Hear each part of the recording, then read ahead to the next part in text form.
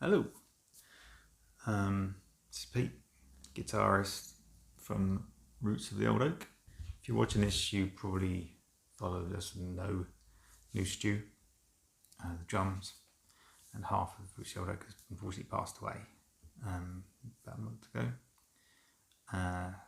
It's been a massive loss to us all because one of my closest friends, and he was amazing. Not gonna see it coming. It was just happened. 1 minute you're there, talk about the album, the next one, and the next minute, unfortunately, he's taken away. So, people are asking what the future of the band is, knowing that we were planning the second album, what it's going to be. And my first reactions were, there is no future of the band, because it was basically Stu's baby, and B, it's not a band without him. It's just not. We're not going to carry on without the massive part that in our lives and the band that Stu was. It just won't be the same. However, talking to his wife and family about possibilities and ideas, we had started working on it, the second album, and they would like to see it finished off in his honour, really. We hadn't recorded anything, hadn't really written much, but we'd been floating around a few ideas. I worked out a few tunes and stuff, and we had we'd started discussing directions, pulling ideas out of what we liked about the previous recordings, what we thought didn't work as well, that kind of thing. And one of the ideas I floated to Fiona, his wife, was I was considering trying to get his drums from the previous recording and write over the top of them. So we'd reuse Stu on the album, so it'd be him still part of it. And everyone thought it's a good idea. They'd sort of just to have him still part of it and get it done, get it finished off as a tribute. So I spoke to Ben, Action Trap, we did a recording, and he said that's potentially actually going to do it if Rodney's still got the raws. He can get them to us, and then I can actually start writing the second album, and then we can get it out. So this video is going to be first of a series to mark the progress and how the writing procedure is going, and kind of include thoughts on what we're doing that Stu and me had in conversation before. So keep him part of it, really, and also to document the process for him, for his in memory, really, because that's the main part of it for me, really, is to honour my best friend's memory, and make sure his name lives on, because everyone knows Stu is a heathen, like the rest of us.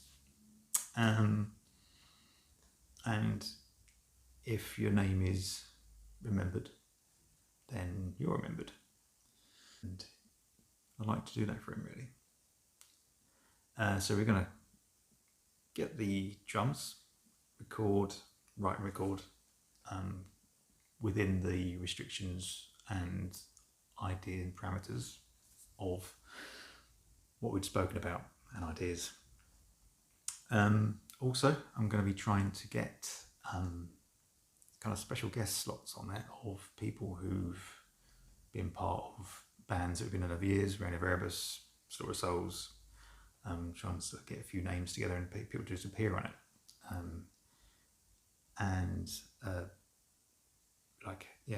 So have it as a kind of a whole big celebration of Stu's life as well.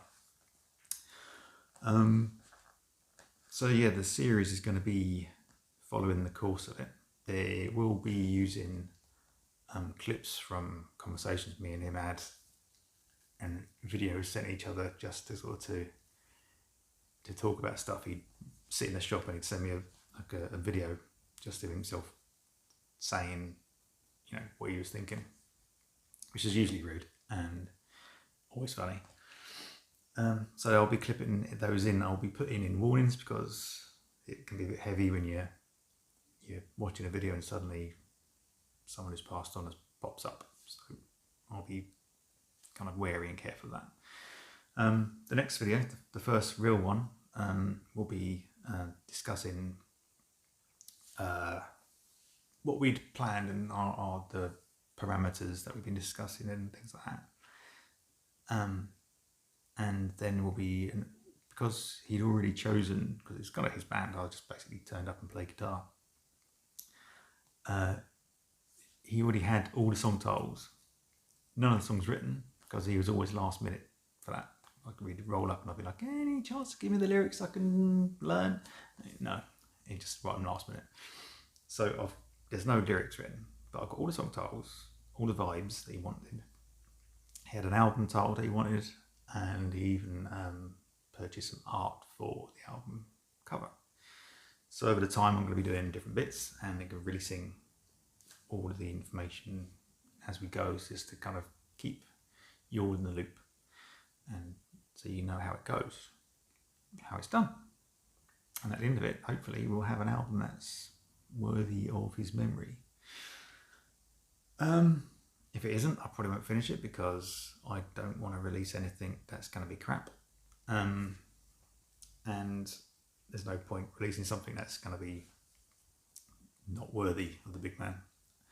There's going to be interesting factoids today, though, because it will be technically, unless I speed up or slow down the drums recordings, it will be exactly the same length as the previous album because it'll be the same drums. So that'd be kind of weird. Maybe I might write in and we can play both together and it'd be just weird counterpoint. Brain melting. But yeah, so that's where we are. And the end of it, just in case anyone was wondering, it won't be going out through Odin There Are Records, obviously. The first one did, and strangely we'd separated from them a little while ago. So it'll be going out for a shop or on Bandcamp and stuff. Yeah, so I'll be from the sofa where we did our unboxing not that long ago. It's kind of weird. I'll be doing these to hold your hand, take you through the process. And Stu, as we all know, wasn't a particularly serious person. He was a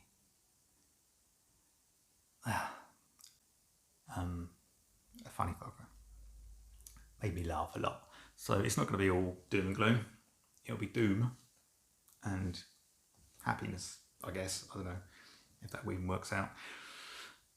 But yeah, I've got to learn how to do recording on Reaper, which is a recording software. That's going to be fun. And forgive the attire. I've been at work all day and a little bit tired. But bit of an update on it is Ben has from Axe and Trap Studio has sent across Stu's drums, so I can now actually start writing to the legend himself. And yeah, taking a bit of working out with Reaper program because I don't know how to do these things.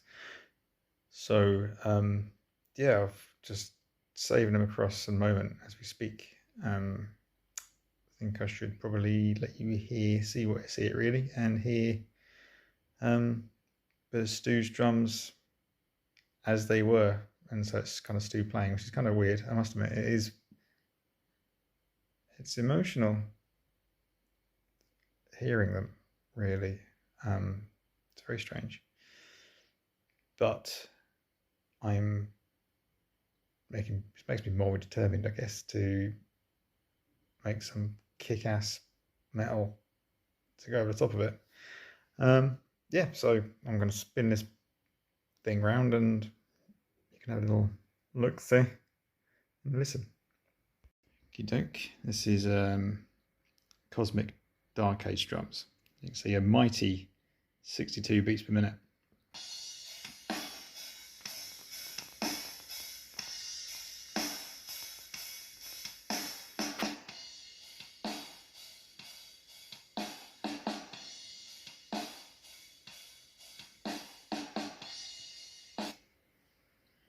So already, unless you're hearing that, I'm trying to ignore all of the previous music that used to go over the top of it.